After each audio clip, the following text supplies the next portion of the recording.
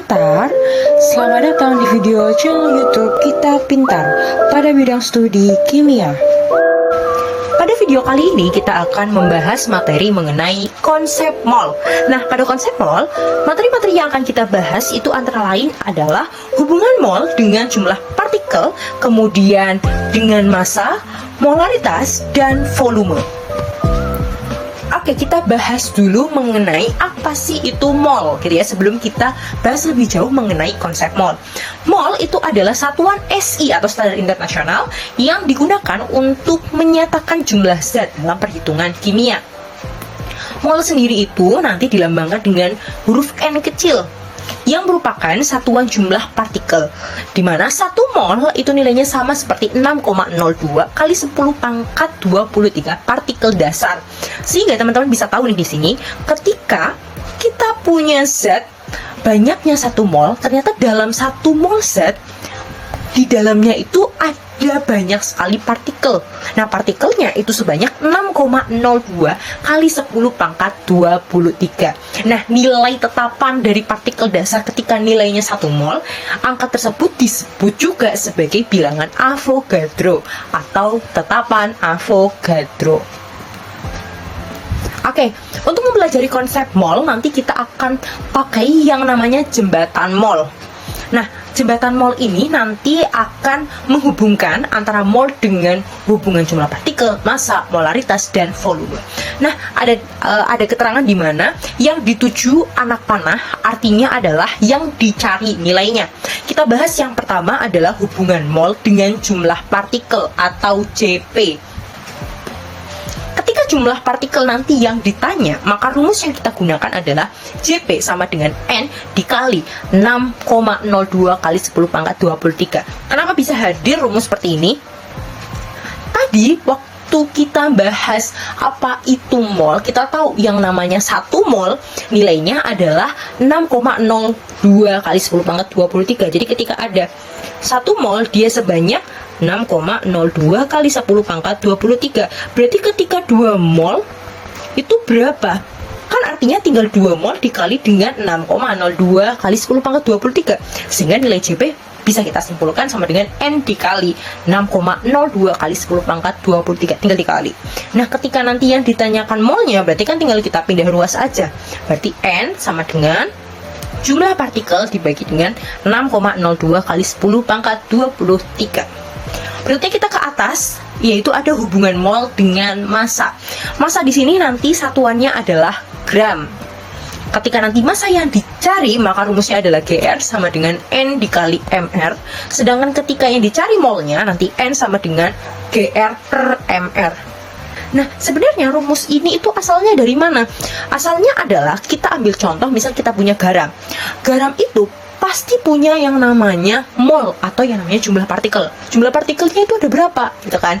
Nah, ketika molnya makin banyak atau jumlah partikel garam tadi makin banyak, otomatis berat atau massa dari garam tersebut juga akan makin banyak. Sehingga kita bisa tahu antara mol atau si N dengan massa atau GR, dia itu di sini berbanding lurus. Ya, jadi karena dia berbanding lurus, otomatis ketika massa makin banyak, molnya juga akan makin banyak, seperti itu.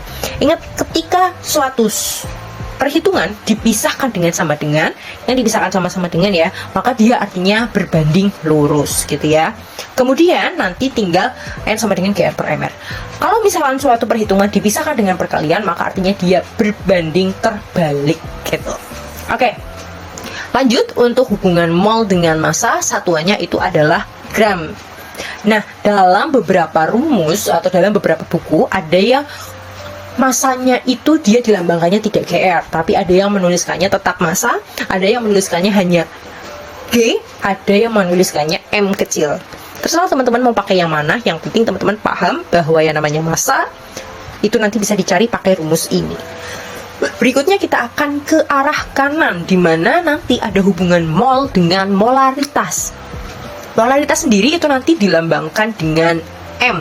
Satuannya juga sama, yaitu M. Nah, hubungan mol dengan molaritas, sebenarnya molaritas itu apa? Molaritas itu nanti hubungannya dengan konsentrasi zat. ya, dia hubungannya dengan konsentrasi zat, dimana yang namanya suatu zat dia itu ketika di dalam air, maka dia larut dalam air. Larutan tersebut tentu saja memiliki yang namanya konsentrasi, sehingga nanti hubungannya mol dengan molaritas kita bisa tahu ketika yang dicari adalah molaritas, maka rumusnya adalah M sama dengan N per V. Sedangkan ketika yang dicari adalah molnya, nanti kita bisa tahu N sama dengan M dikali V, dimana ketika mol makin banyak atau jumlah partikel makin banyak, maka konsentrasi zat juga akan makin banyak atau makin besar. Selaras dengan yang tadi massa ya.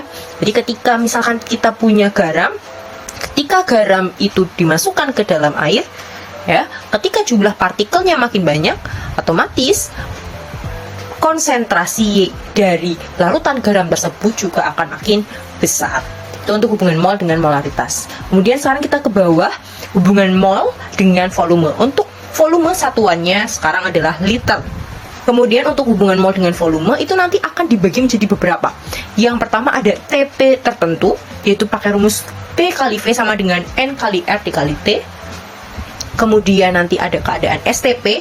STP itu adalah standard temperature and pressure ketika 0 derajat Celcius dan 1 atm, rumusnya adalah V sama dengan N kali 2, 2,4. Kemudian nanti yang ketika ada keadaan RTP, room temperature and pressure, ketika 25 derajat Celcius dan 1 atm, rumusnya adalah V sama dengan N dikali 24. Dan yang terakhir adalah ketika T dan P atau pada saat suhu dan tekanan yang sama atau dalam satu ruangan itu ada gas lainnya, maka nanti tinggal dibandingkan antara volume dengan molnya.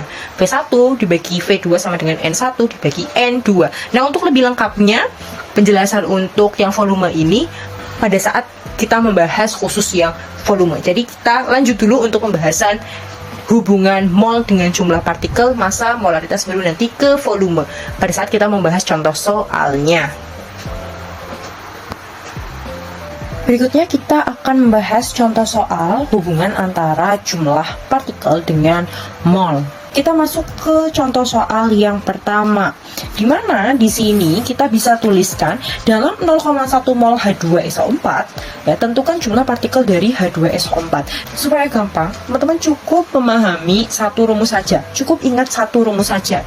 Nah, nanti untuk berikutnya ketika yang ditanyakan adalah N-nya. Nah, kalau konteks nomor 1 di situ malah justru N-nya yang diketahui. Di sini ada H2SO4 yang mana dia diketahui 0,1 mol. Nah, yang ditanyakan adalah jumlah partikel. Sehingga nanti bisa kita tuliskan N sama dengan jumlah partikel atau JP dibagi 6,02 kali 10 pangkat 23. Nah, N-nya itu kan tadi adalah 0,1 sama dengan jumlah partikel yang dicari dibagi 6,02 kali 10 pangkat 23. Nah, karena yang dicari di sini adalah jumlah partikelnya, ya udah berarti tinggal kita pindah ruas aja. Nah, karena JP yang kita cari itu ada di ruas kanan, biar teman-teman nggak bingung, kita biarkan saja JP tetap ada di ruas kanan, sehingga nanti 6,02 kali 10 pangkat 23 yang ada di bawah itu tinggal kita bawa ke atas aja. Dia kita bawa ke atas ke sebelah kiri, sehingga nanti nilai JP itu sama dengan 0,1 dikali 6,02 kali 10 pangkat 23.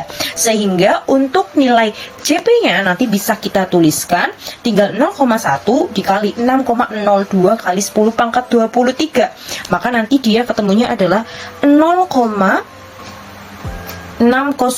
kali 10 pangkat 23 partikel, itu sama dengan nilai JP-nya. Nah, ketika ketemu perhitungan seperti ini, supaya memudahkan teman-teman dalam perhitungan di kalkulator itu nanti bisa menggunakan ini dulu.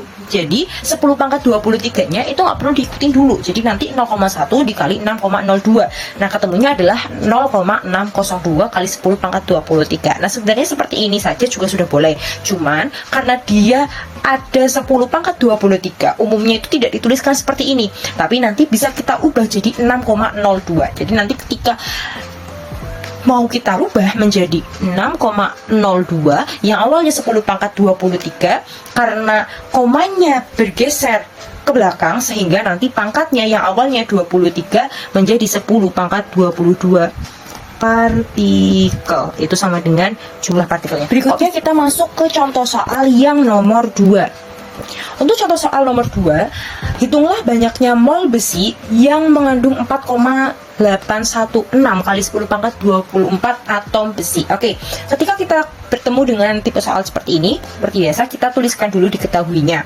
Nah, hitunglah banyaknya mol besi. Berarti nanti di sini yang ditanyakan adalah nilai N-nya atau molnya yang mengandung 4,816 kali 10 pangkat 24 atom besi. Berarti di sini yang diketahui adalah jumlah partikel dari atom besi sebanyak 4,816 dikali 10 pangkat 24 atom besi. Yang ditanya di sini adalah banyaknya mol besi.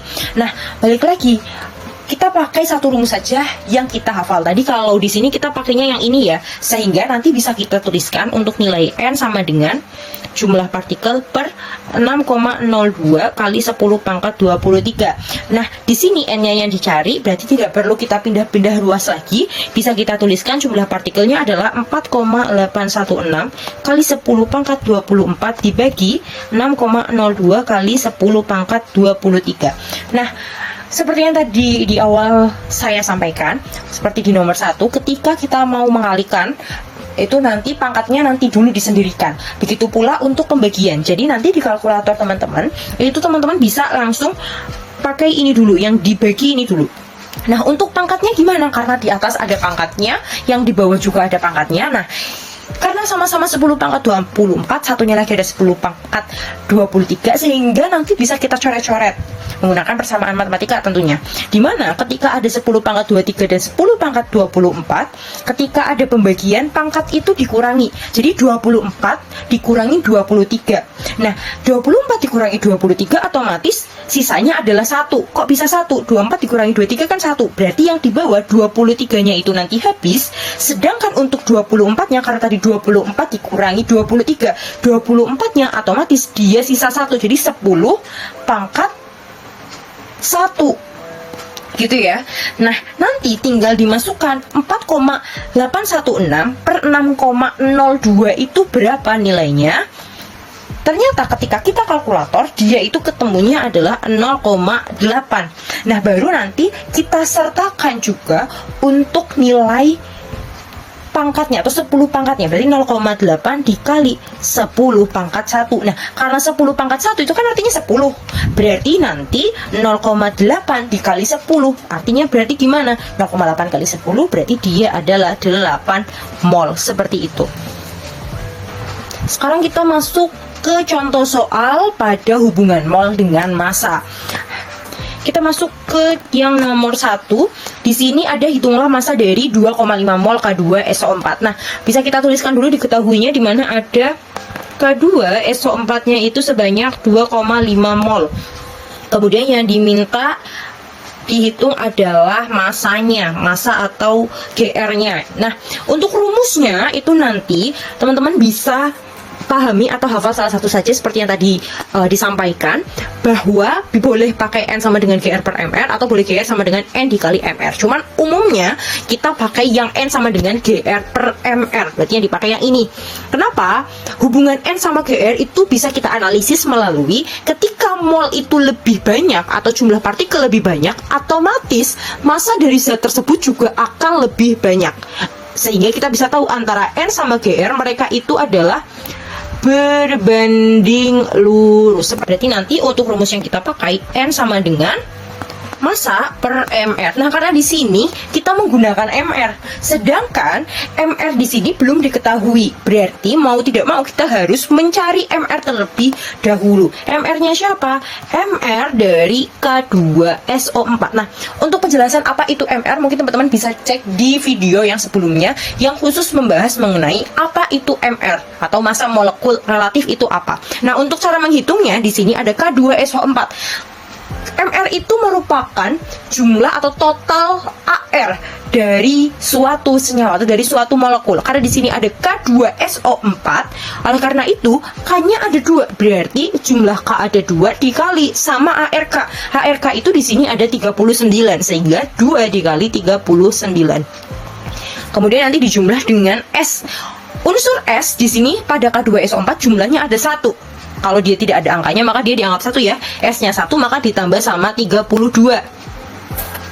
Kemudian ditambah sama oksigen. Oksigennya adalah SO4 ya, K2SO4. Berarti O-nya ada 4, otomatis 4 dikali 16 karena AR-nya dari O adalah 16. Tinggal kita hitung. 2 kali 39 adalah 78 ditambah 32 ditambah 4 kali 16 adalah 64. Sehingga tinggal kita jumlahkan ketemu 174 untuk MR-nya. Kita kembali lagi ke rumus molnya. Nah, yang ditanyakan di sini adalah hitunglah massa. Molnya diketahui, berarti N-nya bisa kita tuliskan 2,5 sama dengan GR yang dicari per MR-nya adalah 174. Nah, berarti nanti tinggal kita pindah ruas 174-nya, kita bawa ke kiri, dan kita biarin aja GR-nya itu ada di sebelah kanan, atau massanya itu di sebelah kanan aja. Sehingga nanti bisa kita dapatkan 2,5 dikali 174 sama dengan GR. Sehingga 2,5 dikali 174, ya udah tinggal teman-teman hitung. Ketemu 435 gram sama dengan GR. Berikutnya kita masuk ke soal yang nomor 2. Hitunglah banyaknya mol dari 232 gram MgOH 2 kali. Nah, di sini kita diminta untuk menghitung molnya. Berarti kita tulis diketahuinya dulu. Ada MgOH 2 kali, di mana di sini diketahui masanya 232 gram. 232 gram yang ditanyakan adalah molnya. Nah, karena di sini yang ditanyakan adalah molnya, sama kayak tadi kita bisa pakai satu rumus aja. Berarti nanti kita bisa pakai rumus N sama dengan gram per mr. Yang ditanyakan adalah molnya, masanya sudah diketahui. Nah, MR-nya juga sebenarnya sudah diketahui, tapi perlu kita cari dulu seperti tadi. MR dari MgOH 2 kali sama dengan Mg-nya itu jumlahnya ada 1, maka nanti 24 ditambah oksigennya, ingat ketika ada dalam kurung, artinya 2 ini adalah punya O, 2 ini juga punya H, sehingga nanti oksigennya jumlahnya ada 2 dikali oksigen itu AR-nya 16, berarti 2 kali 16 ditambah hidrogennya juga ada 2, maka 2 dikali 1, 24 ditambah 2 kali 16 itu adalah 32 ditambah 2 kali 1 adalah 2 sama dengan 58. Kita masukkan ke rumus yang di N sama dengan GR per MR. N-nya yang dicari, GR-nya adalah 232 per MR-nya adalah 58. Sehingga ketemunya adalah 4 mol. Sekarang kita akan masuk ke hubungan mol dengan molaritas atau konsentrasi. Dimana untuk hubungan mol dengan molaritas, mereka itu adalah berbanding lurus. Molaritas itu kan hubungannya sama konsentrasi, atau nama lainnya molaritas adalah konsentrasi. Atau bisa kita tuliskan yang namanya molaritas karena hubungannya dengan konsentrasi, otomatis itu hubungannya dengan yang namanya zat terlarut dan pelarut. Apa sih itu zat terlarut? Apa sih itu pelarut? Pelarut itu contohnya adalah air. Dimana ketika kita punya air, terus kita tambahkan dengan zat terlarut. Contoh, misalkan kita punya air, terus kita tambahkan dengan garam. Atau kita bisa sebut dia sebagai larutan. Jadi setiap larutan dia punya konsentrasi.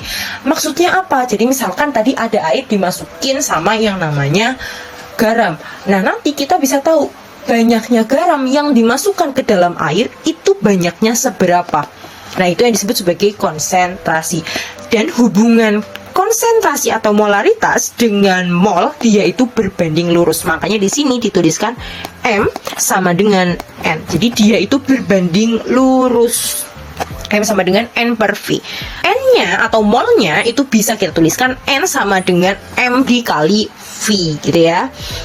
Nah, nanti dari teman-teman tergantung mau pakai rumus yang mana atau mau pahami dan hafal rumus yang mana. Intinya nanti ketika yang diketahui berbeda, nanti tinggal dipindah ruas saja. Nah, sebenarnya ada rumus lain dalam mencari molaritas atau konsentrasi. Sebenarnya bukan rumus lain. Rumus ini hadir dari rumus yang sudah ada. Atau rumus yang kita pakai di sini adalah yang M sama dengan N per V. Di mana rumus lainnya ini itu nanti akan melibatkan massa. Jadi di sini rumus lain ini akan melibatkan massa. Contoh tadi ada air yang dimasukkan garam. Nah, garam yang dimasukkan itu kan kita perlu tahu masanya berapa atau jumlahnya ada berapa massa yang dimasukkan. Nah, garam yang dimasukkan ini berarti hubungannya sama massa atau banyaknya zat yang dimasukkan ini, sehingga nanti hubungan massa akan berlaku di sini. Sehingga bisa kita tuliskan M sama dengan GR per MR dikali 1 per V. Nah, hadirnya GR per MR itu dari mana sebenarnya? GR per MR itu hadir itu dari rumus M sama dengan N per V, dimana kita bisa tahu N itu kan tadi adalah mol. Berarti nanti kita bawa ke hubungan mol dengan massa. Rumus hubungan mol dengan massa tadi sudah kita bahas, rumusnya adalah GR per MR atau massa per MR. Sehingga nanti kita bisa tuliskan M sama dengan GR per MR per V.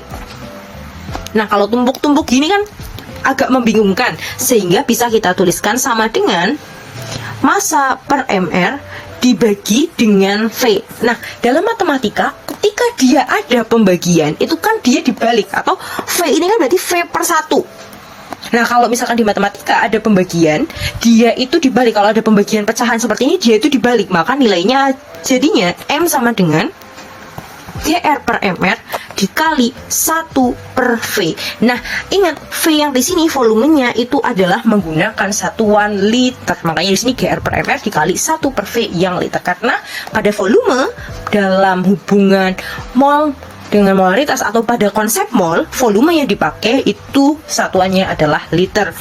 Namun kadang di soal-soal atau di beberapa soal volume yang diketahui itu dalam satuan mili, sehingga untuk memudahkan teman-teman nanti kita bisa pakai rumus M sama dengan GR per MR dikali 1000 per V ketika dia satuannya adalah mili. Kenapa kok bisa 1000? Ingat, ketika ada 1 liter mau kita rubah ke mili, maka dia nanti jadinya adalah 1000 mili. Makanya di situ dia jadi 1000 per V ketika volume yang dimasukkan mau langsung mili. Tapi ketika nanti di soal mili tapi teman-teman mau masukinnya tetap 1 per V, maka volumenya harus dirubah dulu ke liter. Oke, kita langsung masuk aja ke contoh soalnya sekarang. Kita masuk ke contoh soal nomor 1, di mana berapakah molaritas larutan NaCl 0,8 mol sebanyak 250 mili. Nah, di sini diketahui ada larutan NaCl atau garam NaCl sebanyak 0,8 mol. Volumenya itu adalah 250 mili. Kemudian molaritasnya yang ditanyakan atau M-nya itu yang ditanyakan. Nah, karena di sini yang ditanyakan adalah molaritasnya, yang diketahui mol dan volumenya, ya, maka bisa kita pakai langsung rumus sama dengan M sama dengan N per V atau N per V, gimana N-nya itu adalah 0,8, volumenya adalah 250 mili. Ingat, volume itu ya satuannya harus liter, sehingga karena di sini masih mili, kita ubah dulu ke liter. 250 mili ke liter berarti dia dibagi 1000. 250 dibagi 1000 jadinya adalah 0,25 liter. Maka 0,8 dibagi 0,25, maka ketemunya adalah 3,2 molaritas. Ini adalah untuk jawaban nomor 1. Berikutnya kita bahas contoh soal yang nomor 2. Berapakah molaritas larutan CaCO3 sebanyak 50 gram dalam 100 mili air? Kita tulis diketahuinya dulu. Ada CaCO3 untuk masanya sama dengan 50 gram. Kemudian untuk volumenya itu sama dengan 100 mili. Yang ditanyakan adalah molaritas atau M-nya. Nah, selanjutnya bisa langsung kita cari, karena di sini yang diketahui adalah massa, berarti nanti kita bisa pakai rumus yang M sama dengan GR per MR dikali 1 per V. Nah, karena di sini yang diketahui adalah 100 mili, nanti teman-teman bisa pakai yang 1000 per V. Maka di sini harus yang mili. Tapi kalau misalkan mau pakai yang 1 per V juga boleh, tapi 100 milinya harus dirubah ke liter dulu. Karena 100 mili maka nanti 1 per 0,1 gitu ya. Kalau misalkan mau pakai mili aja juga boleh seperti ini. Nah, berikutnya nanti nilai M sama dengan masanya itu sebanyak 50 gram dibagi sama MR. Nah, MR CaCO3 itu kan belum diketahui nih. Karena belum diketahui, maka kita perlu mencari yang namanya MR. MR dari CaCO3. Nah, masalahnya di soal ini AR-nya itu nggak diketahui. Lalu kalau misalkan AR-nya itu nggak diketahui, kita harus gimana? Apakah tidak bisa dilanjutkan untuk mengerjakannya? Nggak ya, masih tetap bisa kita lanjutkan. Tapi dengan cara apa? Mau tidak mau, ketika AR itu tidak diketahui, teman-teman harus melihat ke tabel periodik. Kita lihat di tabel periodik, nomor massa dari Ca itu berapa? Ingat ya, nomor massanya bukan nomor atom. Jadi silakan teman-teman bisa cek di tabel periodik masing-masing, dilihat Ca itu nomor massanya berapa. Nah, kalau sudah dilihat, langsung kita masukkan saja. Ca itu nomor massanya bisa kita tuliskan 40. Karena di sini Ca jumlahnya 1, maka kita tuliskan 40. Ditambah C itu dia nomor massanya adalah 12. Karena C-nya jumlahnya 1 juga bisa kita tuliskan langsung 12. Ditambah oksigen itu ada 3, maka otomatis 3 dikali oksigen itu nomor massanya adalah 16, maka 3 dikali 16, maka 40 ditambah 12 ditambah 3 kali 16 itu adalah 48. Sehingga 40 tambah 12 tambah 48 adalah 100. Itu adalah MR dari CaCO3. Maka langsung kita masukkan aja 50 dibagi 100 dikali 1000 per volume yang mili. Berarti langsung masukin aja 100. Maka bisa langsung kita coret-coret pakai metode coret-coret. 100 yang di bawah nolnya ada 2, bisa kita coret dengan 0 yang ada di atasnya ada 2. Kemudian 0 yang ada di 1000 masih sisa 1, bisa kita coret juga dengan 0 yang ada di 100 yang ada di bawahnya 50 per 100, nolnya kita coret. Kemudian 50 kan nolnya 1. Ini juga bisa kita coret dengan 0 yang ada di 100 karena tadi masih ada sisa 1, sehingga nanti dia sama dengan 5 molaritas. Kalau misalkan teman-teman bingung dengan metode coret-coret yang langsung seperti ini, bisa dilakukan secara bertahap saja kalau misalkan dirasa lebih mudah. Tapi ketika teman-teman merasa biar cepat langsung aja coret-coret, yang penting teliti, maka bisa langsung dituliskan seperti ini. Nah, mungkin dari teman-teman barangkali mau membuktikan ya, kalau misalkan pakai rumus yang DR per MR dikali 1 per V yang liter itu kira-kira akan sama atau enggak? Boleh banget. 100 mili itu kan berarti kalau dijadiin liter tadi 0,1 liter. Nah, kalau misalkan teman-teman mau pakai rumus M sama dengan GR per MR dikali 1 per V yang liter, dia ketemunya akan sama, di mana M sama dengan GR-nya itu tadi adalah 50 per MR-nya tadi adalah 100 dikali 1 per 0,1. Nah, tinggal dihitung aja. 50 dibagi 100 berarti kan coret-coret nolnya, 5 dibagi 10 berarti kan 1 per 2. Berarti nanti 1 per 2 dikali 1 per 0,1. Nah, bisa teman-teman hitung pakai kalkulator. Setengah dikali 1 per 0,1, atau setengah itu adalah 0,5 dikali 1 per 0,1 sama dengan berapa? Hasilnya dia akan tetap sama, yaitu 5 molaritas. Kalau misalkan teman-teman mau nggak pakai kalkulator juga bisa, ketika ada 0,5 dikali 1 per 0,1, 0,1 itu dia kan ada di bawah ya. Jadi ketika dia dibawa ke atas atau 0,1 itu sama ajanya ini ya, itu kayak 10 pangkat min 1.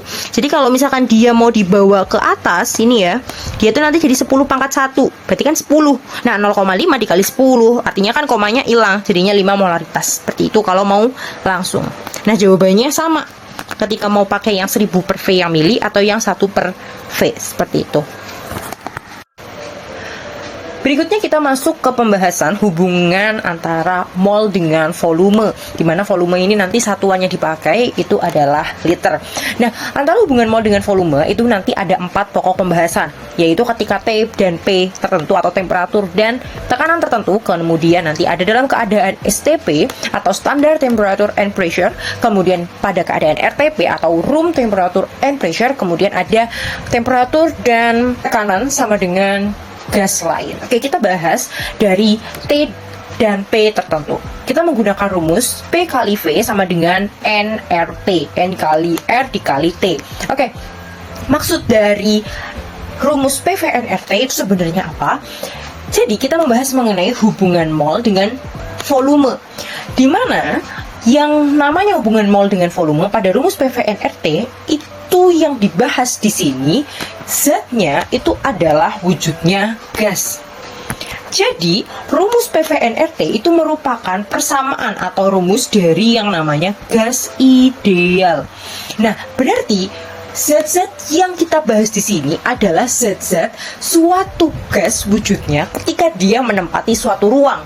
Dimana ketika suatu zat menempati ruang, maka ada faktor-faktor lain yang bisa mempengaruhi di situ. Nah, faktor-faktor yang mempengaruhi itu nanti ada apa aja? Nah, faktor-faktor yang mempengaruhi itu bisa berupa yang namanya tekanan P, kemudian faktor berikutnya itu nanti ada volume, kemudian nanti tentu saja mol karena hubungan mol dan volume gitu ya. Kemudian nanti ada tetapan gas dan ada T atau suhu. Nah, kenapa ini yang terlibat dalam hubungan mol dengan volume? Ketika suatu zat menempati suatu ruang, maka tentu saja di dalam ruangan tersebut itu memiliki sebuah volume dan memiliki sebuah tekanan. Kita ambil contoh, misalkan kita punya sebuah wadah. Nah, ketika kita punya wadah, dalam wadah tersebut tentu saja ada volumenya.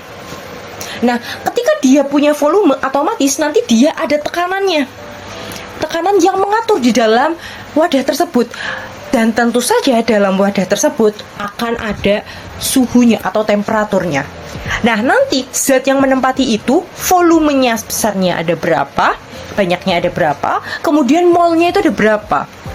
Nah, hubungan P antara V itu dia berbanding terbalik seperti yang tadi sudah dijelaskan. Kalau dia dipisahkan dengan yang namanya perkalian, maka dia itu artinya berbanding terbalik. Kenapa antara P dengan V itu bisa berbanding terbalik? Oke, balik lagi ke wadah tadi. Ketika kita punya wadah, ya kita punya volume sekian katakanlah.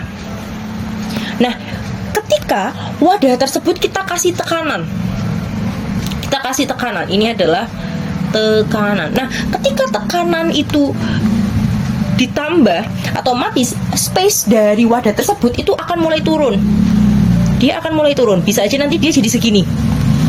Sehingga ketika tekanan ditambah, maka volume itu akan berkurang atau makin kecil. Makanya P dengan V itu berbanding terbalik. Nah, antara V dengan mol itu nanti bagaimana? Kalau antara V dengan N, ketika volume makin besar, otomatis nanti jumlah partikelnya juga akan makin banyak seperti itu. Sehingga hadirlah rumus P kali V sama dengan nRT. Secara singkatnya seperti itu. Kemudian nanti kita kenal ada yang namanya keadaan STP. Yang namanya keadaan STP perlu teman-teman ingat. STP itu artinya standar temperature and pressure. Yang mana pada keadaan STP itu artinya adalah ketika 0 derajat Celcius dan 1 atm. Jadi nanti suhunya itu 0 derajat Celcius dan tekanannya adalah 1 atm. Nah, kalau pada rumusnya sebelumnya pada PVNRT kita bisa memasukkan tekanan dan suhunya itu berdasarkan yang diketahui di soal. Misalkan nanti P-nya ternyata yang diketahui 2 atm, suhunya yang diketahui adalah 30 derajat Celcius seperti itu. Jadi pada suhu dan tekanan tertentu. Sedangkan kalau STP itu sudah ada ketentuannya, yaitu 0 derajat Celcius dan 1 atm. Nah, rumusnya adalah V sama dengan N kali 22,4. Sebenarnya rumus ini pun asalnya itu dari rumus PVNR. Jadi semua rumus yang ada di sini asalnya itu dari rumus PVNRT. Kok bisa? Oke, kita akan coba masukkan pada keadaan 0 derajat Celcius dan 1 atm. Kita masukkan dulu PVNRT, di mana P-nya itu nilainya adalah 1 atm dikali V sama dengan N dikali R dikali T. Nah, T-nya kan di sini adalah 0 derajat Celcius. Ingat, untuk suhu atau temperatur kita sudah masukkan di sini ada keterangannya. Untuk tekanan itu nanti atm, volume itu liter, N itu tadi mol ya tetap. Kemudian R itu adalah tetapan gas dengan nilai 0,082. Jadi itu adalah nilainya sudah pasti. Kemudian T itu adalah suhu di mana satuannya adalah Kelvin. Ketika yang diketahui adalah Celcius, maka perlu kita tambah dengan 273. Sehingga 0 ketika ditambah dengan 273, maka nilainya tetap 273. Jadi nanti T yang dimasukkan di sini adalah 273. Oh ya, untuk R-nya tadi belum kita masukkan ya. Berarti 1 kali V sama dengan N dikali R-nya 0,082 dikali 273. Sehingga nanti V sama dengan N dikali 0,082 dikali 273, hasilnya berapa? Kalau teman-teman cek di kalkulator itu nanti dia akan ketemunya adalah 22,386. Nah, yang dimasukkan ke rumus itu adalah keadaan ketika dia sudah dibulatkan. Maka nanti jadinya adalah V sama dengan N dikali 22,386. 4. Di belakang koma diambil satu angka saja sehingga 22,4. Terciptalah rumus V sama dengan N kali 22,4 dalam keadaan STP. Nah, lalu dalam keadaan RTP bagaimana? RTP itu kepanjangan dari room temperature and pressure. Room atau suhu ruang. Nah, suhu ruang yang dipakai di sini patokannya adalah 25 derajat Celcius. Nah, karena di sini 25 derajat Celcius mau kita jadikan Kelvin dulu, maka dia perlu ditambah dengan 273. 25 ditambah dengan 273 itu ketemunya adalah 298. Sehingga nanti kita masukkan dulu PVNRT. P-nya adalah 1 karena RTP itu adalah 25 derajat Celcius dan 1 atm. P-nya 1, V-nya kita masukkan dulu sama dengan N dikali R-nya itu tadi 0,082. Langsung kita masukkan aja dari awal. T-nya adalah 298. Maka nilai V-nya, satunya nggak usah diikutkan, nggak apa-apa. V sama dengan N dikali, tinggal kali aja 0,082 dikali 298 berapa? Ketemunya adalah 24,436. Sama seperti tadi, yang dibulatkan adalah satu angka yang di belakang. Tapi karena yang di belakang itu 4, sehingga nanti kita tuliskan V sama dengan N dikali 24. Karena di belakang koma itu dia angkanya 4. Jadi kita bulatkannya ke 24 seperti itu. Nah, yang terakhir di sini ada temperatur dan tekanan atau pressure sama dengan gas lain. Masuk dari sama dengan gas lain itu apa? Jadi pada TP sama dengan gas lain itu bisa kita simpulkan di sini ada dua gas yang dibandingkan. Nah, jadi nanti ada dua gas yang dibandingkan, di mana masing-masing gas ini itu rumusnya sama. Ya, karena ada dua gas, kita anggap sebagai gas 1 dan gas 2. Jadi nanti di sini ada gas 1 dan gas 2. Yang mana masing-masing gas itu rumusnya adalah sama. PV sama dengan nRT. Atau bisa kita tuliskan P1 atau tekanan pada gas yang pertama dikali dengan V1 atau volume pada gas yang pertama sama dengan N1 dikali R. Nah, R itu kan tetapan gas ya.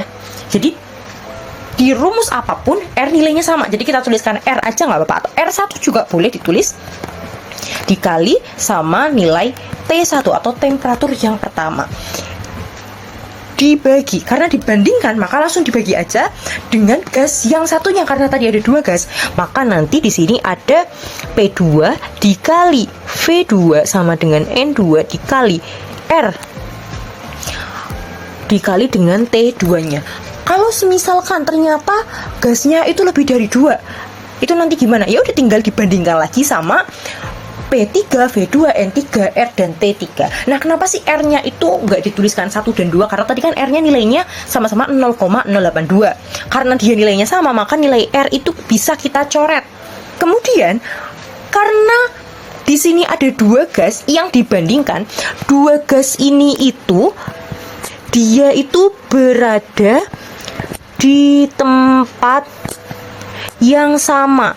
Nah, ketika dia berada di tempat yang sama, otomatis ya, ketika dia berada di tempat yang sama, otomatis temperaturnya sama, tekanannya juga sama. Ibaratnya ya, saya dan teman-teman itu berada di ruangan yang sama. Ketika saya dan teman-teman berada di ruangan yang sama, ya suhunya akan sama. Tekanan ruangannya juga akan sama. Sama halnya pada gas-gas ini. Ketika mereka di tempat yang sama, otomatis suhunya akan sama, tekanannya juga akan sama. Sehingga karena tekanannya sama, maka nilai P-nya itu boleh dicoret. Suhunya juga sama, suhunya kan sama, berarti boleh dicoret. Sehingga tersisalah V1 dibanding V2 sama dengan N1 dibanding dengan N2. Maka ini adalah rumus untuk T dan P sama dengan gas lainnya. Berikutnya kita masuk ke contoh soal, di mana di sini diketahui ada gas nitrogen. Itu sebanyak 2 mol. Ya, ada 2 mol gas nitrogen. Yang A kita kerjakan dulu, tentukan volume 2 mol gas nitrogen jika diukur pada A, volumenya ditanyakan, suhunya itu adalah 30 derajat Celcius, kemudian temperaturnya adalah 1 atm. Nah, ingat ya teman-teman, kalau misalkan untuk suhu satuannya adalah Kelvin, karena di sini T-nya adalah 30 derajat Celcius, maka 30 ditambah dengan 273, maka hasilnya adalah 303 Kelvin. Kemudian bisa kita langsung masukkan pada rumus PV sama dengan nRT. P-nya itu adalah 1 atm dikali V sama dengan N dari nitrogennya tadi adalah 2 mol dikali R-nya, tetapan gas nilainya sudah pasti, yaitu 0,082 dikali T-nya 303. Maka nilai V sama dengan, tinggal dihitung aja, 2 dikali 0,082 dikali 303. Maka ketemunya adalah 49,692 liter. Ini untuk yang A. Kemudian untuk yang B adalah keadaan STP. Keadaan STP seperti yang tadi di awal sudah dijelaskan, berarti dia 0 derajat Celcius, kemudian suhu 0 derajat Celcius dan tekanannya adalah 1 atm. Nah, kalau misalkan teman-teman itu lupa dengan rumusnya STP itu seperti apa, ingat rumus asalnya adalah PVNRT. Jadi nanti teman-teman bisa langsung pakai rumus PVNRT aja ketika lupa dengan rumus aslinya, ya, dengan rumus yang sudah jadinya, yang tadi sudah kita bahas. Nah, kalau misalkan kita mau pakai rumus yang sudah jadinya, tadi kan berarti pakai rumus V sama dengan N dikali 22,4 untuk yang STP ya. Tapi kalau misalkan balik lagi teman-teman lupa dengan rumusnya, langsung dibawa aja ke rumus yang kayak yang A ini tadi, PV nRT. Yang penting teman-teman tahu STP itu adalah ketika 0 derajat Celcius dan 1 atm. Oke, kita langsung pakai rumus yang udah jadi aja, V sama dengan N kali 22,4. Nah, maka N-nya tadi adalah 2 mol untuk nitrogen dikali 22,4. Udah tinggal teman-teman hitung, maka ketemunya adalah 44,8 liter. Ini untuk STP. Sedangkan kita C taruh di sampingnya, yaitu keadaan RTP. Nah, kurang lebih sama, cuman bedanya kalau RTP itu room. Kalau room itu berarti suhunya bukan 0 derajat Celcius, tapi plus minus 25 derajat Celcius. Jadi yang dipakai itu 25 derajat Celcius. Di sini tekanannya adalah 1 atm. Kalau teman-teman lupa RTP itu rumusnya apa, balik lagi dibawa ke rumus yang PV sama dengan nRT. Jadi rumus asalnya, balik lagi ke rumus asalnya intinya. Kalau rumusnya sudah jadi, maka V sama dengan N dikali 24. Maka nanti N-nya tadi 2 dikali 24, maka hasilnya adalah 48 liter. Sedangkan untuk yang D, suhu dan tekanan yang sama pada 0,5 mol gas oksigen yang mempunyai volume 15 liter. Nah, di sini ada diketahui zat lain. Ya, volumenya yang ditanya adalah tentu saja volume nitrogen.